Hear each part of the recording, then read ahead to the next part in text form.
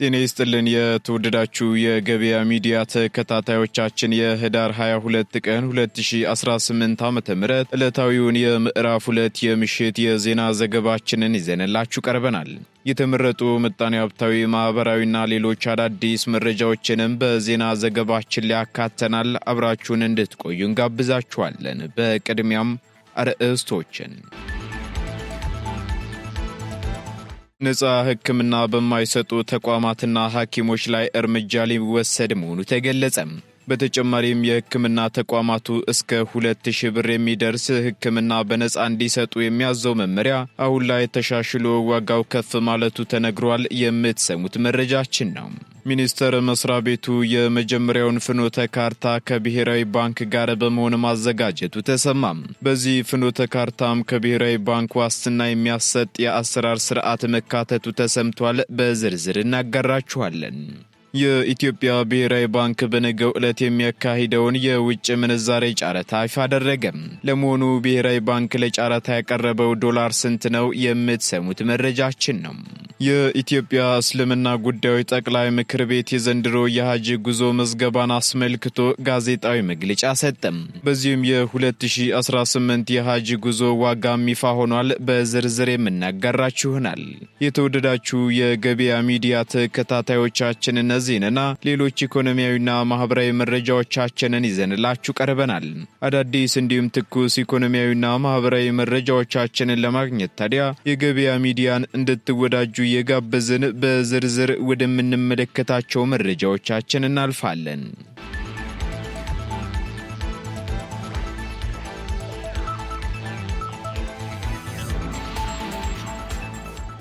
በቀጣይ ቀናት የሚነፍሰው ደረቅና ቀዝቃዛ አየር ተጠናክሮ ይቀጥላል ተባለም።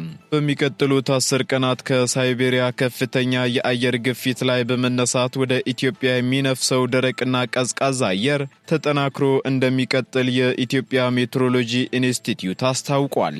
እንደ ኢንስቲትዩቱ ገለጻ ከሆነ በሚቀጥሉት 10 ቀናት ዝናብ ሰጪ የአየር ሁኔታ ክስተቶች በጋና ሁለተኛ የዝናብ ወቅታቸው በሆኑት አካባቢዎች ላይ ቀጣይነት የሚኖረው ሲሆን ክስተቶቹ በጥቂት የደቡብና የደቡብ ምስራቅ የሀገሪቱ አካባቢዎች አልፎ አልፎ በሚኖሩት ቀናቶች ላይ በተዳከመ ሁኔታ ቀጣይነት ይኖራቸዋል ተብሏል።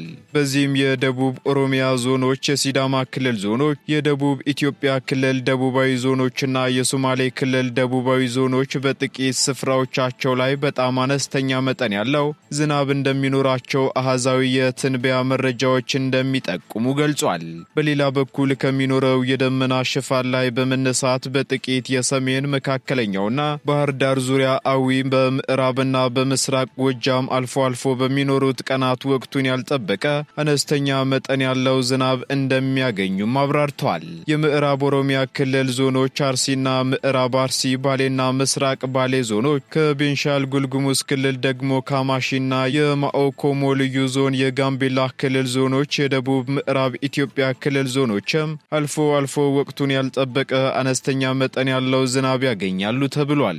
ስለሆነም በሚኖሩት ደረቅ ቀናቶች የደረሱ ሰብሎች መሰብሰብ አስፈላጊ ነው ያለው ኢንስቲትዩቱ የበጋው ደረቅ ፀሐያማና ነፋሻማ የአየር ሁኔታ በተለይም በሰሜን፣ በምስራቅ፣ በመካከለኛውና በደቡብ ደጋማ የሀገሪቱ አካባቢዎች ላይ የሌሊትና የማለዳው ቅዝቃዜ ከ5 ዲግሪ ሴልሺየስ በታች እንደሚሆን በትንበያው አሳይቷል።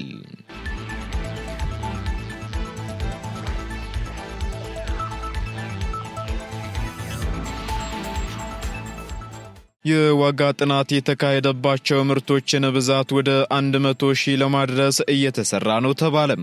የአዲስ አበባ ከተማ አስተዳደር ገቢዎች ቢሮ የዋጋ ጥናት የተካሄደባቸው ምርቶችን ብዛት ወደ 100,000 ለማድረስ እየሰራ መሆኑን አስታውቋል። ቢሮው ይህንን ያስታወቀው ከአዲስ አበባ ከተማ ንግድና ዘርፍ ማህበራት ምክር ቤት የቦርድ አመራሮችና ከ11ዱም ክፍለ ከተማ የነጋዴ ተወካይ ማህበራት አመራሮች ጋር ውይይት ባካሄደ በተካሄደበት ወቅት ነው።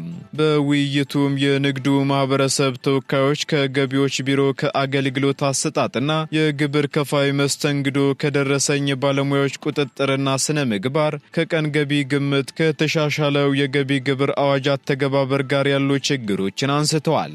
እንዲሁም ከፍሪላንስ አገልግሎት አሰጣጥ ቅልጥፍናና መስተንግዶ ጋር በተገናኘም ይስተዋላሉ ያሏቸው ችግሮች ላይ ውይይት ማድረጋቸው ተገልጿል። በዚህም ከአገልግሎት አሰጣጥና ከመስተንግዶ፣ ከፍሪላንስ አገልግሎት፣ ከሲስተም መቆራረጥ፣ ከባለሙያዎች ስነ ምግባር ጉድለት ጋር በተገናኘ የሚነሱ ቅሬታዎች የተጠያቂነት አሰራርን በማጠናከር ለመፍታት በትኩረት እየተሰራ ነው ሲሉ የቢሮው የኮሚኒኬሽን ቢሮ ዳይሬክቶሬት ዳይሬክተሩ አቶ ሰውነት አየለ ተናግረዋል። የምርቶች ገበያ ዋጋ ጥናት ተጠቃሚ የሚያደርገው በዋናነት ህጋዊ ግብር ከፋዩን ነው ያሉት ዳይሬክተሩ ከዋጋ ጥናቱና ጥራቱ ጋር በተያያዘ የሚነሱ ቅሬታዎችን ለመቅረፍም ከግብር ከፋዮች የሚቀርብን ቅሬታ መነሻ በማድረግ ቢሮ በትኩረት የጥናት ስራውን በመስራት እየፈታ ይገኛል ብለዋል። በዚህም ባለፈው ዓመት በ2000 ምርቶች ዋጋ ጥናት የተካሄዱ ሲሆን በየጊዜው ቁጥሩን በማሳደግ በአሁኑ ወቅት ደግሞ ወደ 16000 ምርቶች ለማድረስ መቻሉን ገልጸዋል።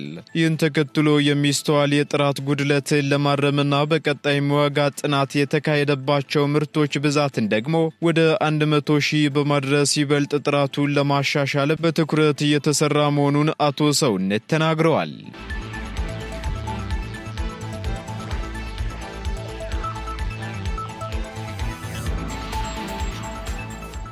ሚኒስቴር መስሪያ ቤቱ የመጀመሪያውን ፍኖተ ካርታ ከብሔራዊ ባንክ ጋር በመተባበር ማዘጋጀቱ ተገለጸ።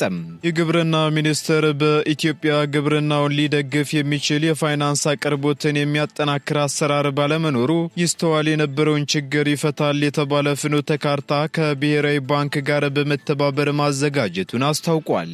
በዚህም ደግሞ ከዓመታት ድርድርና ውይይት በኋላ ሚኒስቴሩ ይህን ፍኖተ ካርታ ለመተግበር ከብሔራዊ ባንክ ጋር ከስምምነት ላይ ደርሷል ሲሉ በሚኒስቴሩ የገጠር ፋይናንስ ክፍል ቡድን መሪና የሥራ አስፈጻሚ አባል አቶ ጌታቸው መኮንን ተናግረዋል። ይህ ፍኖተ ካርታም በቀጣይ በተግባር ላይ ሲውል የፋይናንስ ሴክተሩ ያለምንም ስጋት ከላይኛው እርከን እስከ ታችኛው እርከን በሚገኘው የግብርና መዋቅር ላይ መዋለ ንዋይ ፈሰስ እንዲያደርጉና ኪሳራም ቢያጋጥም ደግሞ ከብሔራዊ ባንክ ዋስትና የሚያገኝበትን የአሰራር ስርዓት እውን ለማድረግ የሚያስችል መሆኑንም ተናግረዋል። ከዚህ በፊት የግልም ይሁን የመንግስት የፋይናንስ ተቋም የግብርናው ዘርፍ አክሳሪ ነው ብሎ ስለሚያምን መዋለ ንዋይ ለማፍሰስ ፍላጎት አልነበረውም ያሉት አቶ ጌታቸው በአሁኑ ወቅት ግን የግብርና ሚኒስቴር ከብሔራዊ ባንክ ጋር ስምምነት በማድረግ የመጀመሪያውን ፍኖተ ካርታ በማዘጋጀቱ ተቋማቱ ገንዘባቸውን በግብርናው ላይ አውጥተው ኪሳራ ቢገጥማቸው እንኳ ብሔራዊ ባንክ ድጎማ የሚያደርግበት እድል እንደሚፈጥር ጠቁመዋል ሲል አሃዱ ዘግቧል።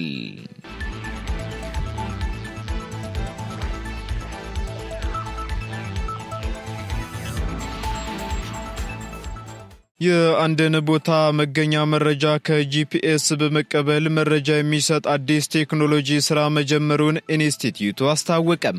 የስፔስ ሳይንስና ጂኦስፔሻል ኢንስቲትዩት በቋሚነት መሬት ላይ የሚተከል የሳተላይት ዳታን ያለማቋረጥ የሚቀበል ቴክኖሎጂ ወደ ስራ ማስገባቱን አስታውቋል። ቴክኖሎጂው የአንድን ቦታ መገኛ መረጃን ከጂፒኤስ በመቀበል ከፍተኛ ጥራት ያለው መረጃ የሚሰጥ ቴክኖሎጂ መሆኑን የስፔስ ሳይንስ እና ጂኦስፔሻል ኢንስቲትዩት ዋና ዳይሬክተር አቶ አብዲሳ ይልማ ተናግረዋል። ይህ የቦታ አሁናዊ መገኛ አመልካች ቴክኖሎጂም የቅነሳ ሙያተኞች፣ ተመራማሪዎች፣ የአደጋ ተንታኞች፣ የመልክዓ ምድርና የልዩ አገልግሎት ካርታ የሚያዘጋጁ ሙያተኞች ስራ በሚሰሩበት ወቅት የያዙት ተንቀሳቃሽ የጂፒኤስ መሳሪያ የቆሙበትን ቦታ መገኛን በሳንቲሜትር ደረጃ መረጃ የሚሰጥ ቴክኖሎጂ መሆኑን አንስተዋል። በተጨማሪም ቴክኖሎጂው የቅነሳ ስራ ለመስራት መነሻ የሚሆኑ ተጨማሪ የጂፒኤስ መሳሪያዎች መትከል የግድ የነበረውን አሰራር የቀየረ ስለመሆኑም ገልጸዋል። በትራንስፖርት ዘርፉም ተሽከርካሪዎች ያሉበትን አሁናዊ መረጃ በመስጠት የሎጂስቲክስ ስርዓቱን ለማሳለጥ ከሚሰጠው ከፍተኛ ጠቀሜታ ባሻገርም የግብርናንና የማዕድን ዘርፉን ለማዘመን እንደሚያግዝም ዋና ዳይሬክተሩ ተናግረዋል። እንዲሁም የመሬት አስተዳደርን ዘመናዊና ጥራት ያለው እንዲሆን ለማድረግ ለመሬት ባለይዞታዎች የይዞታ ማረጋገጫ የምስክር ወረቀት ለመስጠትና መሬትን የማልማት ሂደትን ለመደገፍ ልዩ ልዩ መሰረተ ልማቶችን ለማስፋፋት ከተሞችንና ለገጠር ሽግግር ወሳኝ የሆኑ የገጠር ማዕከላትን ጥራት ባለው ፕላን ለመመስረት ግድቦችን ለመገንባትና ደህንነታቸውንም ለመከታተል ጭምር ያግዛል ብለዋል። በተጨማሪም የኢኖቬሽንና ቴክኖሎጂ ሚኒስትር ዴታው አቶ ሙሉቀን ቀሬ በበኩላቸው ባለፉት 5 ዓመታት በዲጂታል ኢትዮጵያ 2025 ስትራቴጂ በርካታ ስኬቶች ተመዝግበዋል ብለዋል። በዚህም በስትራቴጂው የኢንተርኔት ተደራሽነትን በከፍተኛ ደረጃ ማዳረስ ተችሏል ያሉት ሚኒስትር ዴታው ከዚህም ጎን ለጎን በብሔራዊ መታወቂያ ፕሮግራምና በዲጂታል ክህሎት ልማትም ውጤቶች እንደተገኙ ጠቁመዋል። እንዲሁም የከተማና መሰረተ ልማት ሚኒስትር ዴታ አቶ ፈንታ አብደጀን በበኩላቸው ከተሞች የአንድ ሀገር የእድገት መገለጫ በመሆናቸው በፕላንና በቴክኖሎጂ እንዲሁም በተቀናጀ አመራር መመራት ያስፈልጋቸዋል ብለዋል።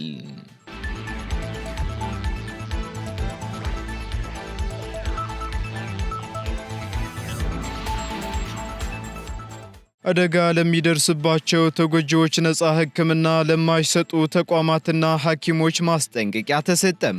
የመንገድ ደህንነትና መድን ፈንድ አገልግሎት በትራፊክ አደጋ ጉዳት ደርሶበት ወደ ሕክምና ተቋማት ያመራ ማንኛውም ሰው እስከ 15,000 ብር የሚደርስ አስቸኳይ የነፃ ሕክምና አገልግሎት እንዲያገኝ የሚፈቅደውን መመሪያ ተግባራዊ የማያደርጉ ተቋማትና ባለሙያዎች በሕግ እንደሚጠየቁ አስታውቋል። በመሆኑም የመንግስትም ሆነ የግል የሕክምና ተቋማት ጉዳት ደርሶበት የሚመጣን ማንኛውም ግለሰብ በነፃ የመርዳት ግዴታ ቢኖርባቸውም አንዳንድ ተቋማት ግን በመመሪያው የታዘዘውን አሰራር ተግባራዊ እያደረጉ እንዳልሆነ አገልግሎቱ ገልጿል። በዚህም መመሪያውን ተላልፈው የተገኙ የሕክምና ባለሙያዎችና ተቋማቱ ላይ ደግሞ እርምጃ ይወሰድባቸዋል ሲሉ የአገልግሎቱ የህዝብ ግንኙነት አስተባባሪ አቶ ሱራፌል ብርሃኑ ማስጠንቀቂያ መስጠታቸውን አሃዱ ዘግቧል። ይህን ተከትሎ ሁሉም የሕክምና ተቋማት ለትራፊክ አደጋ ተጎጂዎች ያለምንም ቅድመ ሁኔታ አስቸኳይ የሕክምና እርዳታ መስጠት እንዳለባቸው አጽንኦት ሰጥተውበታል። ይህ ግዴታ የተቀመጠው ደግሞ ከ2005 ዓ.ም ጀምሮ እንደሆነ ያስታወሱት አስተባባሪው በወቅቱ የወጣው ተቋማቱ እስከ 2,000 ብር የሚደርስ ሕክምና በነፃ እንዲሰጡ የሚያዘው መመሪያ ተሻሽሎ አሁን ላይ ወደ 15,000 ብር ከፍ ማለቱን ተናግረዋል። አስተባባሪው አክለው ምንም እንኳን ስልጠናና መመሪያው በተደጋጋሚ ቢሰጥም በርካታ የጤና ተቋማት ሕጉን አናውቀውም በሚል ምክንያት አገልግሎቱን ከመስጠት መቆጠባቸው ለቅጣት ይዳርጋቸዋል ሲሉ አስጠንቅቀዋል። በሌላ በኩል የጤና ተቋማት ለነፃ አስቸኳይ ሕክምና ያወጡት ወጪ ተመላሽ እንደሚደረግ የተናገሩት አቶ ሱራፌል ፈንዱ ይህንን ነፃ አስቸኳይ ሕክምና ለማስፈጸም የሚያስችል ገንዘብ የሚያሰባስበው ከራሱ መዋጮ በተጨማሪ ከኢንሹራንስ ኩባንያዎች እንደሆነም ተገልጿል።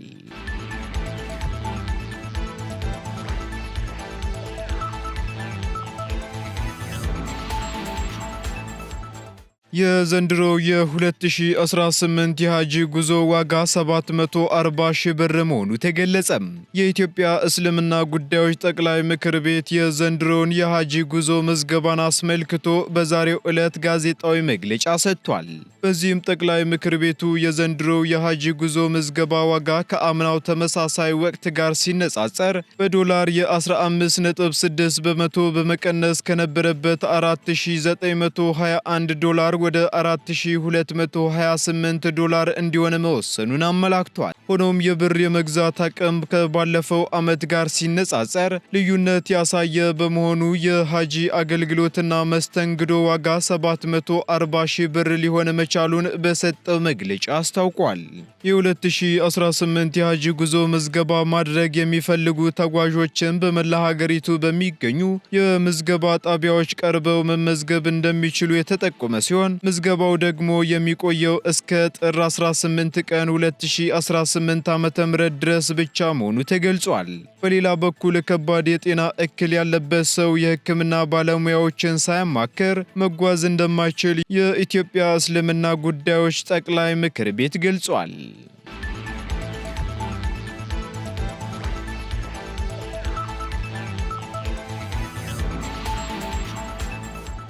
ቀጥለናል። ውድ ተከታታዮቻችን ወደ መጨረሻው ዝርዝር መረጃችን ስንሸጋገር የኢትዮጵያ ብሔራዊ ባንክ በነገው ዕለት የሚካሄደውን የውጭ ምንዛሬ ጨረታ ይፋ አደረገም። ብሔራዊ ባንክ ከዋጋና ከውጭ መረጋጋት ዓላማው ጋር በተጣጣመ መልኩ በየሳምንቱ ተከታታይ የውጭ ምንዛሬ ጨረታ እንደሚያካሂድ ማስታወቁ ይታወሳል። በዚህም በነገው ዕለት ለሚካሄደው የውጭ ምንዛሬ ጨረታ 50 ሚሊዮን ዶላር ማቅረቡንም አስታውቋል።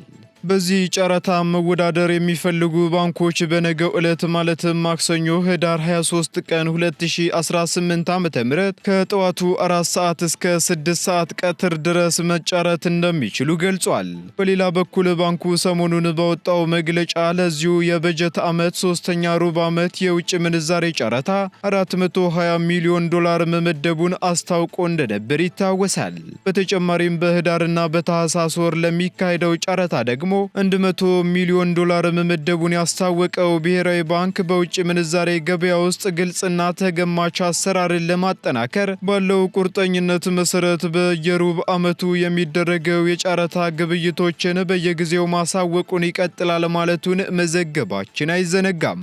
በዚህም የውጭ ምንዛሬ ጨረታው በየ2 ሳምንት የሚካሄድ ሲሆን የጨረታው መርሃ ግብር ዝርዝርም ቀርቧል።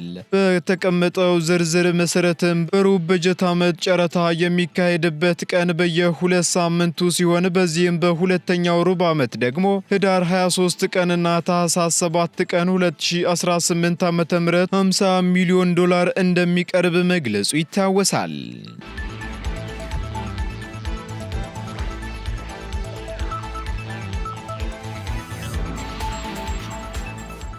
የተወደዳችሁ የገበያ ሚዲያ ተከታታዮቻችን ለምዕራፍ 2 ያዝንላችሁ ኢኮኖሚያዊና ማህበራዊ መረጃዎቻችን እነዚህን ይመስሉ ነበር። አዳዲስ እንዲሁም ትኩስ ኢኮኖሚያዊና ማህበራዊ መረጃዎቻችንን ለማግኘት ታዲያ የገበያ ሚዲያን እንድትወዳጁ እንጋብዛለን። ሰናይ ጊዜን ተመኘን።